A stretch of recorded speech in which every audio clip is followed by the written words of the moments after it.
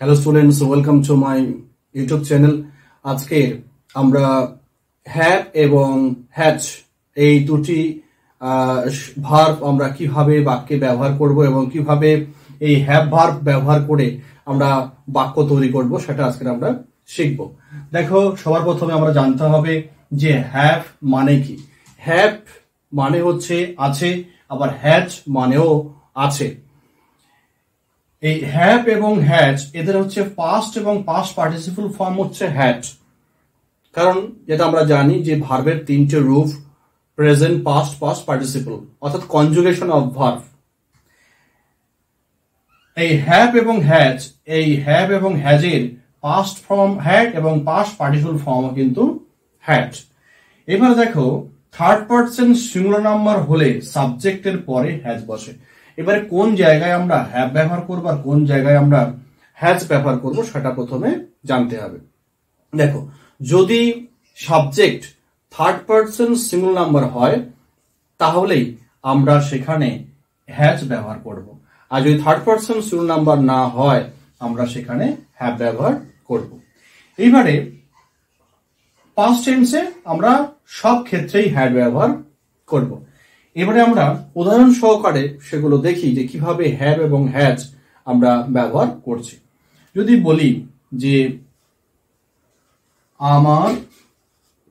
আমার আছে, বা বলতে পারি আপনার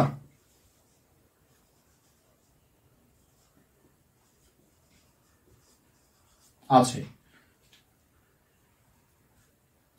দেখো, আমার আছে এটা কিন্তু একটা অধিকার বোঝাচ্ছে।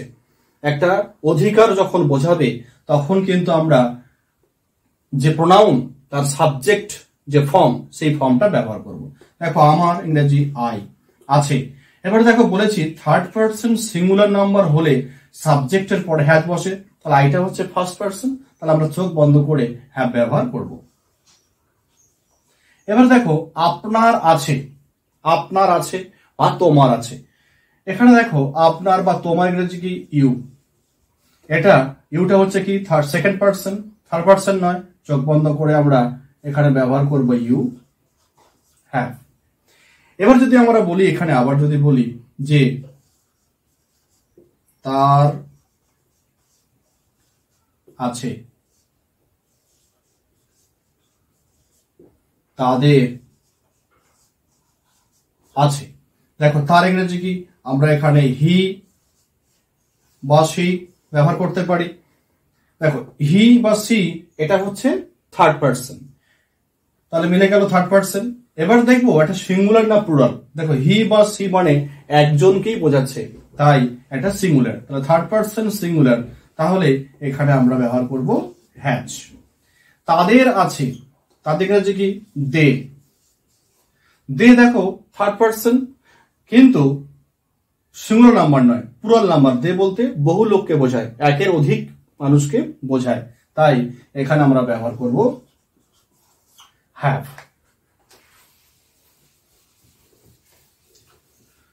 এবার যদি বলি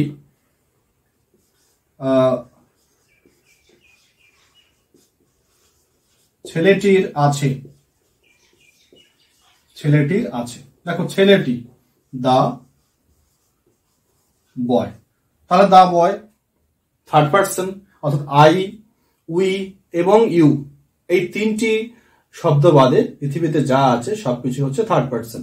সেই কারণে দা বয় আমরা এখানে লিখবো দা বয় হ্যাজ, কারণ দা বয় থার্ড পারসন এবং একজন মাত্রকে ছেলেকে বোঝাচ্ছে, সেই কারণে এখানে সিঙ্গুলার দা বয় হ্যাজ। ছেলেদের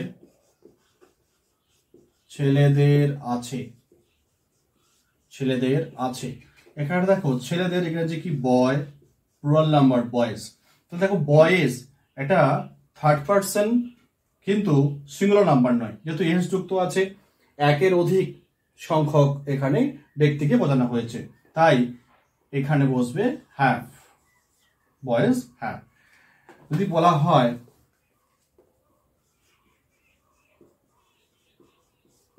আমাদের আছে,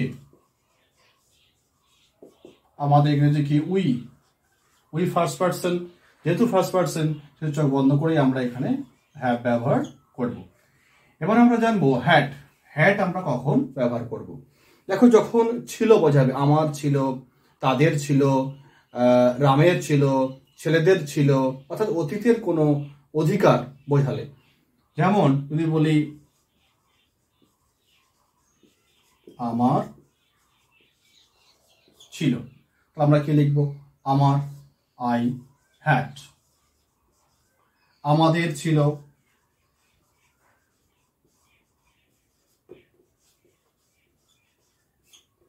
উই হ্যাড। তোমার ছিল,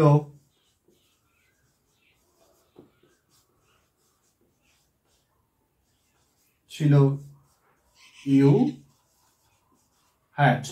তাদের ছিল,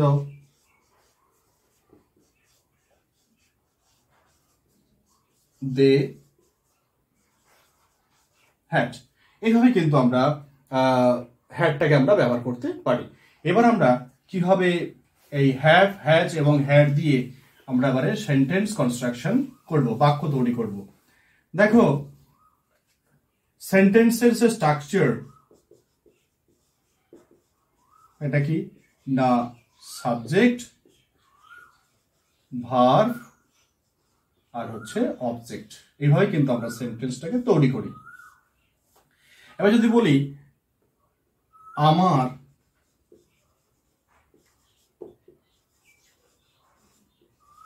একটি বই আছে।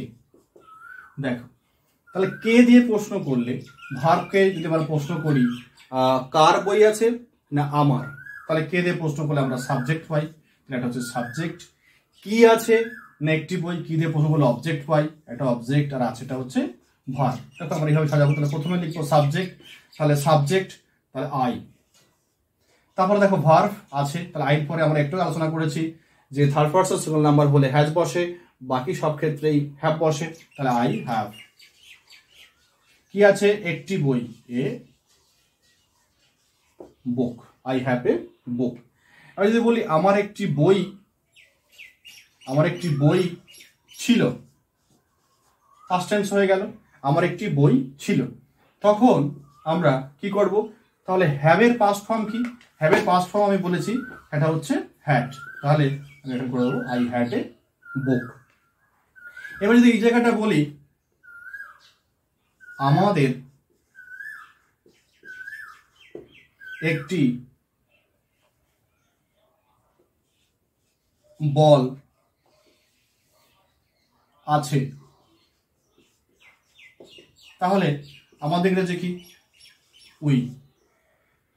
তারপরে কি ভার্ব আছে ইংরেজি, দেখো উইর পরে কি বসবে?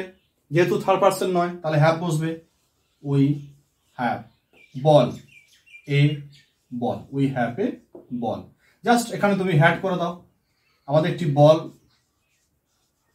ছিল, তখন এই হ্যাভটা হয়ে যাবে কি না হ্যাড, উই হ্যাড এ বল। এবারে যদি আমরা লিখি যে রামের একটি কলম আছে, তাহলে কার? না হচ্ছে রাম। তাহলে রাম হচ্ছে কি থার্ড পারসন সিঙ্গুলার নাম্বার, যেহেতু একজন ব্যক্তি, তাহলে কি বুঝবে? Has, Ram has a object pen, Ram has a pen. যদি বলি রামের একটি কলম ছিল, জাস্ট এখানে আমরা করলাম একটি কলম ছিল, পাস্ট টেন্স। তাহলে দেখো হ্যাভ এবং হ্যাজের পাস্ট ফর্ম কি ছিল? Had, Ram had a pen. Clear? তাহলে এইভাবে তোমরা হ্যাভ, হ্যাজ এবং হ্যাড এই তিনটি শব্দ দিয়ে, এই তিনটি ভার্ব দিয়ে তোমরা বাক্য তৈরি করো, এবং যদি কোথাও অসুবিধা হয় তোমরা অবশ্যই এটা কমেন্টে জানিও।